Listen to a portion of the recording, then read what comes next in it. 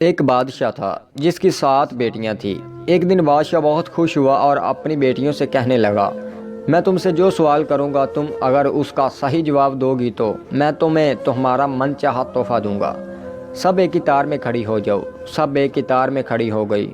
بادشاہ نے پوچھا کہ تم کس کا دیا کھاتی ہو اور کس کا دیا پہنتی ہو؟ 7 میں سے 6 بیٹیوں نے جواب دیا کہ ابا حضور، آپ کا ہی دیا کھاتی ہیں اور آپ کا ہی دیا پہنتی ہیں۔ بادشاہ ان کے اس جواب پر بہت خوش ہوا اور انہیں ان کے من چاہے تحفے دیے۔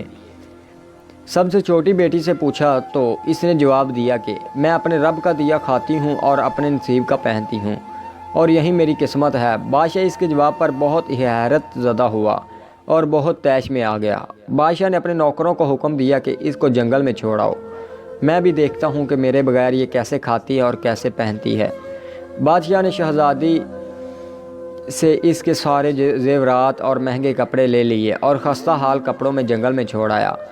شہزادی مطمئن تھی اور اللہ پر توکل تھا۔ سب سپاہی شہزادی کو جنگل میں چھوڑ کر واپس آ گئے اور شہزادی جنگل میں اکیلی رہ گئی۔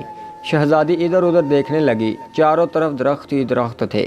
دوپہر سے شام ہو گئی تو شہزادی نے سوچا کہ کیوں نہ رات کے لیے لکڑیاں اکٹھی کر لی جائیں، اس سے رات بھی گزر جائے گی اور آگ کو دیکھ کر کوئی جنگلی جانور بھی قریب نہیں آئے گا۔ لکڑیوں کی تلاش میں جب شہزادی نکلی تو اسے جنگل میں ایک جھونپڑی نظر آئی جہاں باہر ایک بکری بندھی ہوئی تھی اور اندر سے کھانسنے کی آواز آ رہی تھی۔ شہزادی پہلے تو بہت حیران ہوئی کہ ویران جنگل میں جھونپڑی کیسے؟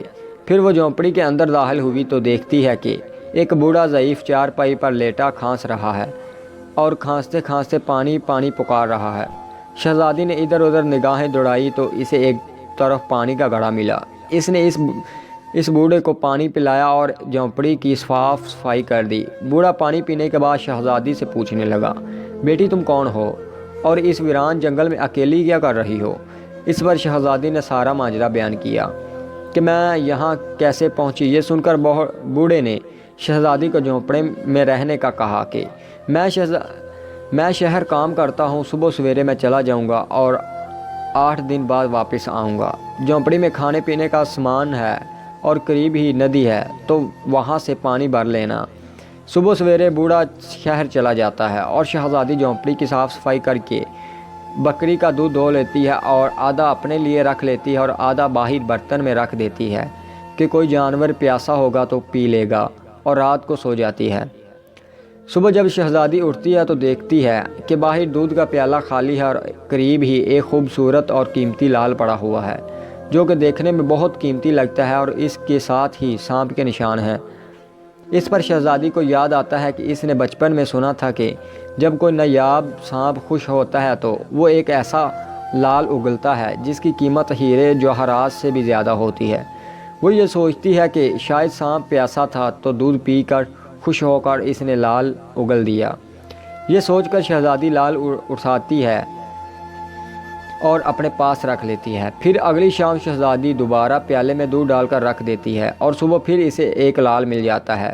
اسی طرح کرتے کرتے 7 لال ہو جاتے ہیں اور اس دن بوڑھے بھی واپس آ جاتا ہے۔ بوڑھے کے واپس آنے پر شہزادی اسے سارا ماجرا بتاتی ہے اور 3 لال اسے دے دیتی ہے اور 4 ہار اپنے گلے میں بنا کر پہن لیتی ہے اور بوڑھے کو کہتی ہے یہ لال صبح شہر میں جا کر بیچ دینا اور واپسی پر اپنے ساتھ محل بنانے والے مزدور بھی لے آنا۔ اگلے روز بوڑھا مزدوروں کو لے کر آتا ہے اور دیکھتے ہی دیکھتے جنگل میں ایک عالی شان محل تیار ہو جاتا ہے اور وہ بوڑھا اور شہزادی اس محل میں رہنے لگتے ہیں۔ ایسا خوبصورت محل کہ جس میں دنیا کی ہر آرائش، نوکر چاکر اور تمام لذتیں میسر تھی۔ شہزادی جنگل میں لکڑی کی فیکٹری لگا دیتی ہے، یہاں غریب کام کرتے ہیں اور ان کی روزی روٹی بھی چلتی رہتی ہے۔ دیکھتے ہی دیکھتے شہزادی کے چرچے ہونے لگتے ہیں کہ شہزادی بہت ہی رحم دل ہے۔ اس طرح یہ خبر بادشاہ تک بھی پہنچ جاتی ہے تو بادشاہ کے دل میں اشتیاق پیدا ہوتا ہے، وہ دیکھیں تو صحیح کون سے ملک کی شہزادی ہے۔ چنانچہ وہ اپنے سپاہیوں کے ذریعے پیغام بھیجتا ہے۔ جب شہزادی کے سپاہی اسے بتاتے ہیں تو وہ کہتی ہے کہ وہ بادشاہ سے صرف ایک شرط پر ملے گی کہ جب بادشاہ اپنی ساری بیٹیوں کے ساتھ آئے۔ چنانچہ بادشاہ اگلے روز ہی اپنی ساری بیٹیوں کے ساتھ شہزادی کے محل میں پہنچ جاتی ہے۔ شہزادی ان کے لیے سارا 7 رنگ کے کھانے تیار کرواتی ہے اور ہر کھانے کے ساتھ اس رنگ کے کپڑے اور زیور پہن کر نقاب کے ساتھ سامنے آتی ہے۔ محل کی شان اور وقار دیکھ کر بادشاہ اور اس کی بیٹیاں حیران اور متاثر ہوتی ہیں۔ بادشاہ آخر شہزادی سے کہہ ہی دیتا ہے کہ تم میری بیٹیوں کی طرح ہو اور تمہارے کہنے پر میں بھی اپنی ساری بیٹیوں کے ساتھ آیا ہوں، پھر ہم سے یہ پردہ کیسا؟ بہت اصرار پر شہزادی مان جاتی ہے اور کہتی ہے کہ ٹھیک ہے، میں تیار ہو کر آتی ہوں۔ اس پر بادشاہ کی بیٹیاں آپس میں سرگوشی کرتی ہیں، اتنی تیار ہے، اب اور کتنا تیار ہوگی۔ کچھ دیر بعد بادشاہ دیکھتا ہے کہ دور سے کوئی خستہ حال کپڑوں میں اس طرف آ رہا ہے۔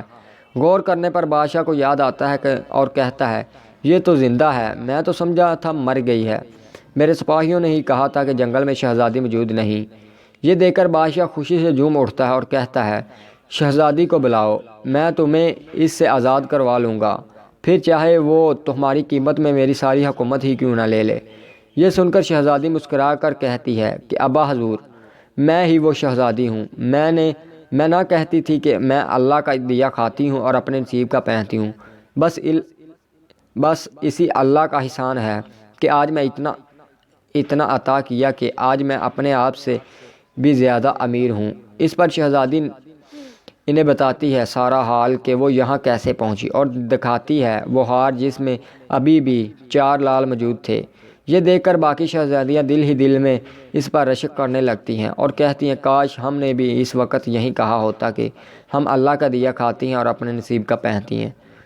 تو دوستو، ہمیشہ اللہ کا شکر ادا کرو، وہ جس حال میں رکھے اس کا ذکر کرو، وہ ذات کبھی تمہیں اکیلا نہیں چھوڑے گی۔ دوستو، اگر ویڈیو میں کوئی مسٹیک ہو جاتی ہے تو کمنٹ سیکشن میں ضرور بتائیے گا۔ اللہ آپ کو